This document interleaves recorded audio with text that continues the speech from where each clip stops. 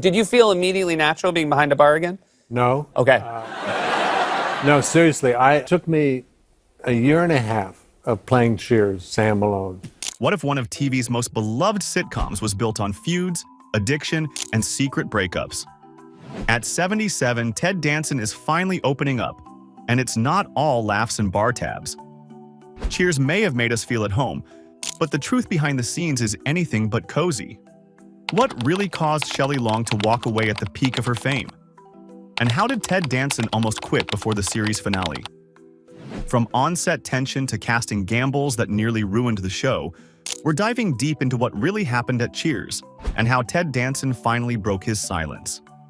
A rough start. When Cheers premiered on NBC in 1982, no one could have predicted what was coming, because it almost didn't survive. Despite its now legendary status, the show debuted to disastrously low ratings. In fact, Cheers ranked 74th out of 77 shows during its first week on air. For most network executives, that would have been the kiss of death. Behind the scenes, panic set in. The show's creators, James Burrows, Glenn Charles, and Leigh Charles, had built something clever, heartfelt, and character-driven. But audiences weren't biting. Critics loved it, calling it witty and well-acted. But the public simply wasn't tuning in. Ted Danson, then a relatively unknown actor, later recalled wondering if he had made a mistake signing on. The atmosphere on set became tense. Everyone feared they'd be out of work within months. I thought it might be the end of it. I thought, because we didn't know what we were going to do, and we didn't know if that relationship was so essential to the success of the show that it just might slip away. The network's faith was surprisingly what saved Cheers. NBC's then entertainment president Brandon Tartikoff believed in the show and insisted it stay on air. He gave it time to find its audience, a move that's practically unheard of in today's TV world. Slowly but surely, word of mouth spread. By season 2, ratings climbed. By season 3, Cheers was a breakout hit. What's even more ironic? Some of the very elements that caused concern, like the single-location set and the character-heavy storytelling, became its trademarks.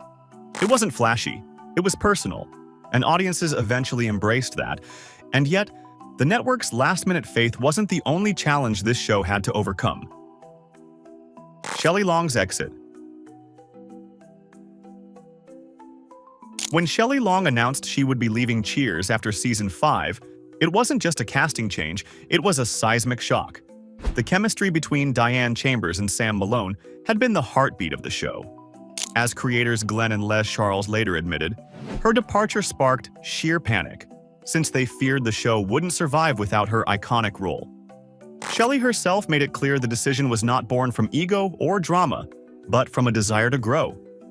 In a 2003 interview, she explained, "We have done some really terrific work at Cheers, but I've decided to give priority," leaving the sentence open, but underscoring that her motivations lay in priorities beyond the show. And in a separate statement, she confidently told fans, "I'm sure Cheers will do just great next year without me," expressing both affection for the series and faith in its survival. There were always rumors that there was so much friction between Shelley Long and the cast. I mean, was that true? There was a little, but, she left and then we had Kirsty and life moved on. On the flip side, Ted Danson has since reflected on how essential Long was to the show's success. He admitted he initially thought casting her was a misstep, believing she'd be terrible for the part, but quickly recanted after seeing her shine. And she, right out of the chute, she became this instant brilliant character actor doing a brilliant job. That first year, she put us on the map. Her exit changed everything. But what happened next would shape the future of Cheers in a way no one expected. Ted Danson's private struggles. While audiences adored Sam Malone, the smooth-talking, lovable bartender, few knew that Ted Danson was quietly battling real-life struggles behind the scenes. The fame that came with Cheers launched him into Hollywood stardom, but it also pulled apart his personal life in ways he wouldn't fully talk about until years later. And I'm terrible. I was crying. I was horrified at how bad I was in the pilot. During Cheers' original run, Danson was married to producer Cassandra Coates. But in the mid-1980s, their marriage began to crumble. Part of the pressure came from Danson's intense work schedule, with long taping days and an ever-increasing public spotlight. And the rest came from a scandal that would explode in headlines: his highly publicized affair with actress Whoopi Goldberg. The affair began while filming the 1993 comedy Made in America, shortly before Cheers aired its final season. The fallout was devastating, especially for Danson's marriage, which ended in one of Hollywood's most expensive divorces at the time, reportedly costing him around $30 million. Behind the charm and comedy, Danson was juggling heartbreak, regret, and public scrutiny. He later admitted that the role of Sam Malone began to feel like a mask he couldn't remove. In an interview with People, Danson shared, "There was a part of me that didn't feel deserving of the success. I was pretending to be confident, pretending to be funny, when I was really scared all the time." I'm dying on the inside and terrified and unbelievable as a man about town, to me. Those emotional lows left him considering walking away from Cheers entirely, even before the show ended. He felt drained and overwhelmed by the double life of playing a confident ladies' man while battling personal failure behind closed doors. What helped him endure? Surprisingly, it was the cast's support and a major shift in the show's cast dynamic that helped pull him through. And that shift came in the form of some bold casting decisions and heartbreaking goodbyes. Controversial casting and recasting secrets. While Cheers looked effortless on screen, the casting decisions behind it were anything but smooth. In fact, several of the show's biggest stars were almost never part of the bar's inner circle, and others were replaced under emotional and difficult circumstances. Ted Danson, for starters, was not the network's first choice to play Sam Malone. The character was originally written as a former football player, not a baseball star. Producers considered William Devane and even Fred Dreyer, who actually was a former NFL player and came close to landing the role. But Danson's vulnerability and comic timing ultimately won them over, especially after he trained for weeks tending bar just to look the part. Then came one of the show's most heartbreaking transitions.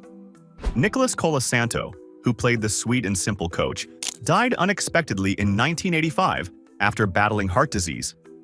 His final appearance aired posthumously, leaving the cast and crew shaken. His absence left a massive hole in the show.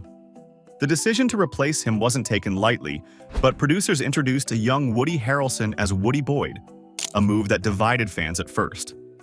Thankfully, Harrelson's unique charm eventually won people over. Another casting surprise was Kelsey Grammer's Fraser Crane. He was brought in for just a few episodes to stir up the Diane Sam storyline, but test audiences responded so strongly that the character stayed, and eventually earned his own spin-off. Behind the scenes, some cast members reportedly resented how quickly Grammer rose in visibility, though Ted Danson later praised his talent and professionalism. Each casting shift risked upsetting the show's delicate balance, but somehow, every shakeup managed to refresh Cheers rather than derail it. Still, even casting chaos couldn't prepare the show for its biggest transition yet, the end of the series and the legacy it left behind. Ted Danson's final word. By the time Cheers ended in 1993, it wasn't just a hit, it was a cultural milestone. The series finale drew over 80 million viewers, making it one of the most watched episodes in TV history. Bars across America held viewing parties. Boston lit up with celebrations. But behind the scenes, Ted Danson was quietly the one pulling the plug. Danson has acknowledged that it was his decision to leave the series after 11 seasons, as he didn't want the show to lose its spark. He reflected, "One of the ingredients that made Cheers work so well was the great ensemble of actors we had." He also admitted, "For me, I was going through so many changes in my life, separation with my wife, having an affair, that was all very messy and public. It felt like that would also mean moving on from Cheers." And it worked. The finale didn't just give fans closure, it solidified Cheers as a high point in television history. It earned critical praise, awards, and years of syndication success. The show's impact even extended beyond its own universe, spawning the Frasier spin-off and inspiring generations of ensemble sitcoms. After all these years, Ted Danson's final word on Cheers isn't about ratings or fame.